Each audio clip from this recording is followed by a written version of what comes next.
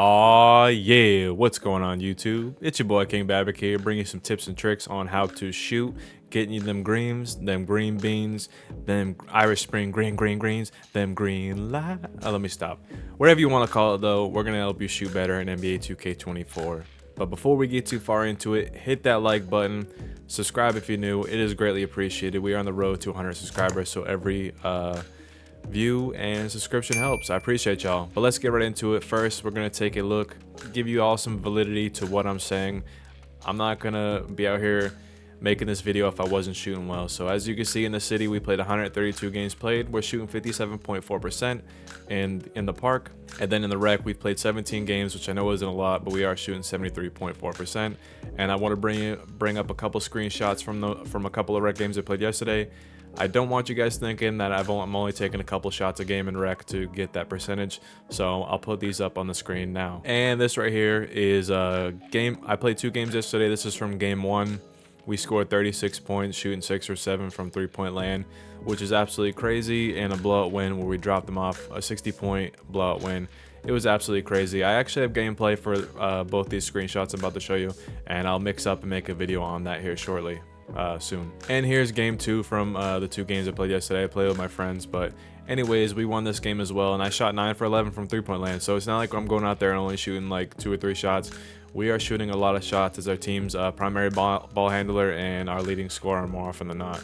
So there's some credentials, and you're probably wondering how I'm shooting like this. Well, let's get into some tips and tricks right now on how to shoot like this. And the first thing I want to take a look at with y'all is our settings.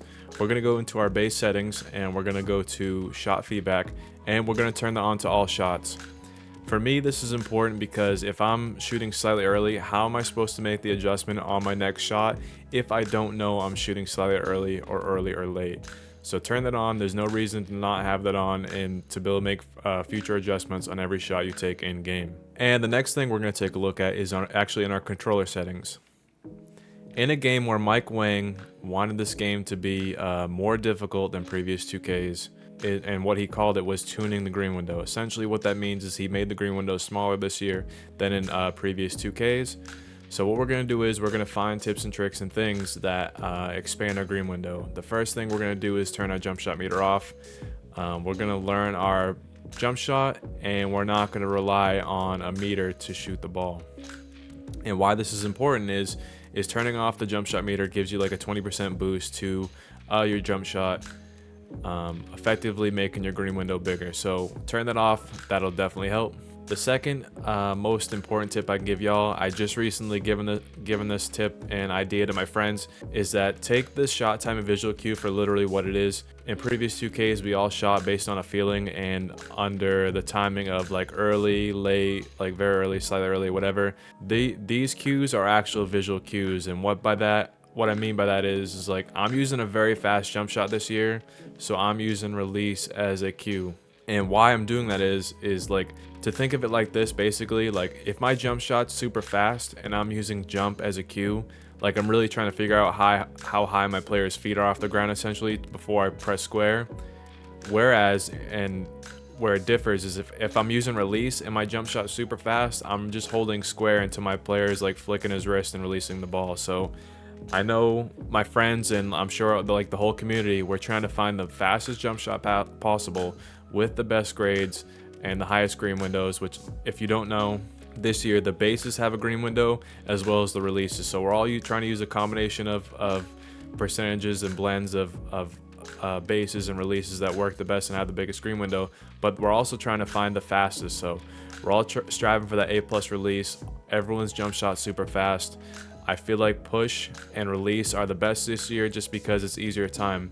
It's easier to make that mental physical connection where you're physically watching your player, he's flicking his wrist and you're releasing the button because you're using the release cue. That to me is the most important thing that I learned and thought of to green more consistently. It just makes sense in my mind and it's easy to look at in time. So I would definitely highly recommend using release if you're using a super fast jump shot. The next thing we're going to look at was hot zones. Hot zones are super underrated, and this year they released lethal hot zones as opposed to just having like cold, neutral, and hot. And what these effectively do in the most basic way of explaining it possible, is opening up your green window.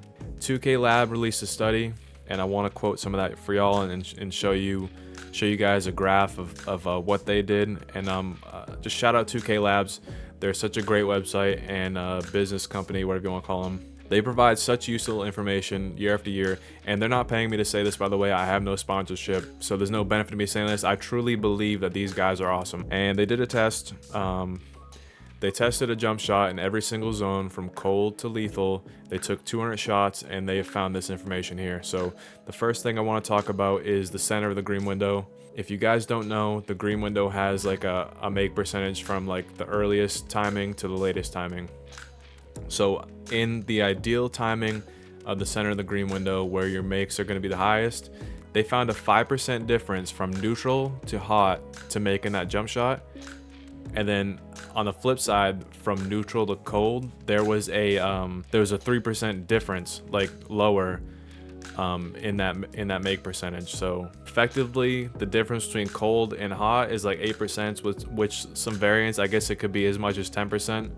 So a 10% difference in you making the shot in the center of the green window from cold to hot. That's just how important hot zones are. But what really stuck out the most to me and what they tested was like the later edges of the green window.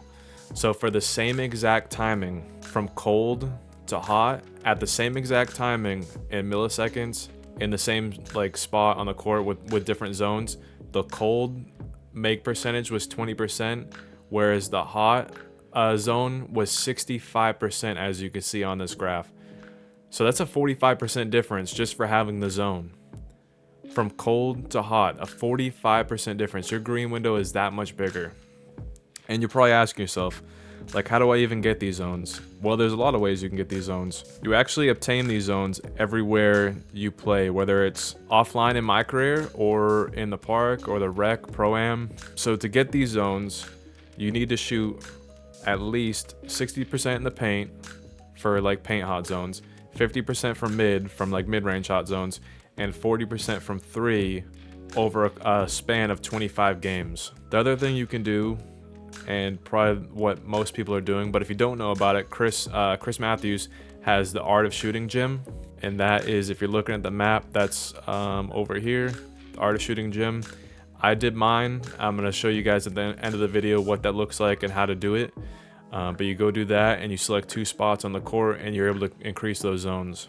They say that's the only way to increase your zones from hot to lethal. I was able to get my lethal zone playing Airs today, so I'm not really sure how I got that. That must be shooting a much higher percentage. I don't know, because I'm only shooting 56% from the top right now, so I don't know how I got that lethal zone. But they say that's the only way to get the lethal zone is to do the Chris Matthews drills. But the caveat to that is the lethal zones have the biggest boost, but they do reset every Sunday at midnight, which again is something that Mike Wang did, I guess, to make this game more realistic and maybe more fair across, just so people aren't spamming a bunch of hot zones. So you can only have 2 at a time, and they reset at midnight. But here we're going to get into it. We're going to take a look at this Chris Matthews drill. Again, I appreciate y'all watching this point, but we're going to take a look at the drill right now. Hopefully all y'all know what this is, but if you don't by now, this is one of the biggest keys to help you greening it. And you can do this once a week. As you can see, we have Chris Matthews right here, and this is how you increase your hot zones. So all you got to do is talk to him. He's going to say, let's get after it. Your zones will increase 1 at a time. So this, I can get this to neutral. So we'll do that one. I don't want a cold zone anywhere. And we'll take that one to hot zone from neutral. Toggle 2 of them. And then you click start to advance. And then it sets up the drill. You take 10 shots. And you get I don't know what the exact number is, but it's pretty easy to do. It's offline, so there's not a bunch of latency. And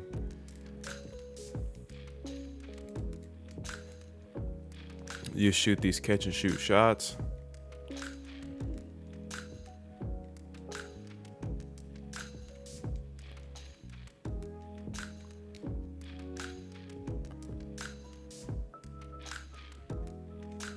It's just got to be in the zone.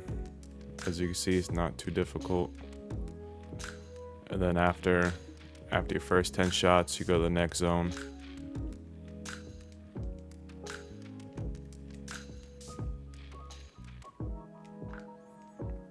Sometimes the catch animation pulls you in.